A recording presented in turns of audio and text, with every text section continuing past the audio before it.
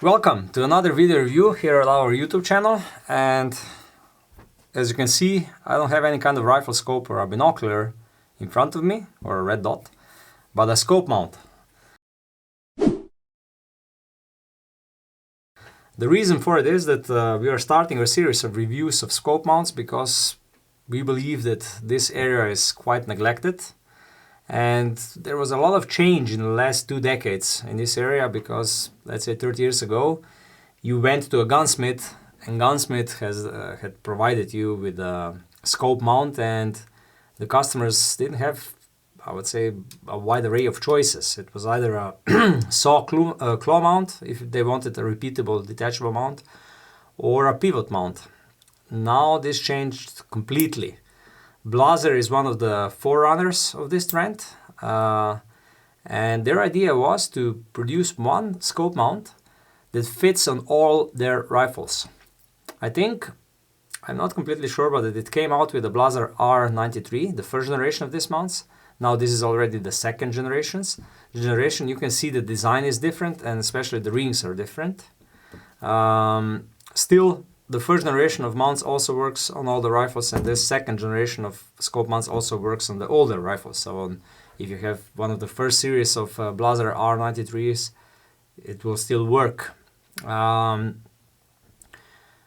Basically, it works on all Blaser rifles. So it works on their break barrel combination rifles, it works on their break barrel single shot rifles like Kiplovs, it works on their repeating rifles, it works on their side-by-side rifles, on everything what they produce. This mount works on it. It's made in EU, it's made out of steel, at least the base is made out of steel, the rings are made out of aluminum, and you can buy it in many different dimensions. You can buy it 1 inch, which is in this review, then 30 millimeters, 34 millimeters, 36 and 40 millimeters. The rings, like I said, they are made out of aluminum, and they are approximately 16 millimeters wide. And you get 2 different heights of rings. So the lower rings are 6.5 millimeter height. That means this dimension here is 6.5 approximately. Yeah, you see it? Approximately. So, and the higher option, they are 9.5. That means roughly 3 millimeters higher. Yeah. And you can also buy this insert parts, which you can put here, to gain some additional height. So basically you have 6.5, 9.5, and then with this 4 millimeter inserts, 10.5 and 13.5. 4 different heights. In reality, 1 inch option is really not sold that often because majority of scopes that go on Blaser, let's say R8 rifles, are 30 millimeters or more, have tubes of diameter of 30 millimeters or more.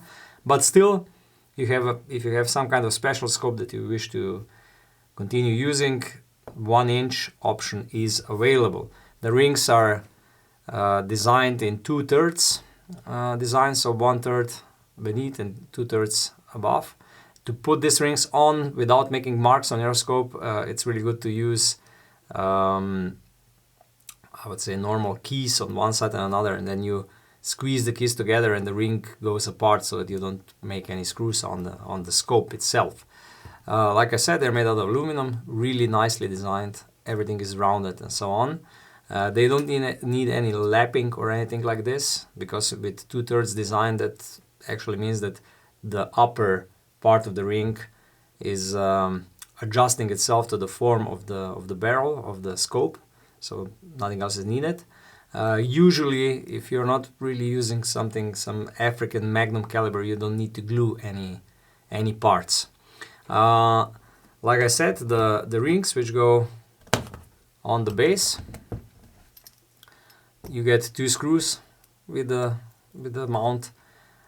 You have to apply roughly 3 Newton meters of torque here, but also if you do it just by feeling, you will probably be just okay. Nothing will go wrong. Just don't over tighten it and don't damage the thread in the rings, because they are made out of aluminum. So if you apply 10 Newton meters, something will go wrong. Regarding the scope itself, you have to adjust it when you put it on your rifle, on the rifle barrel, like all Blaser mounts go on. You start with the rear. You start with the rear clamp, or how to say. So no oil shouldn't be applied anywhere when you're doing this. You put this on the rifle. The rifle has to be firmly, I would say, placed in a stand, so it has to be really firm. And you put it on.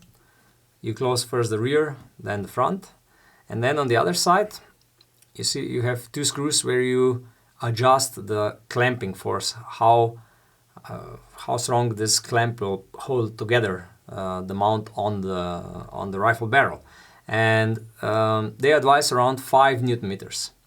Honestly speaking, you will feel the correct force when you are closing and opening the mount.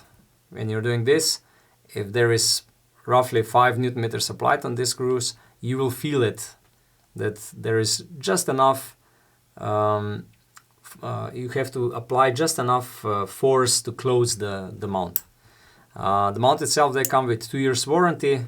Honestly speaking, there is really, you should be really unlucky that something will go wrong if the installation is done properly.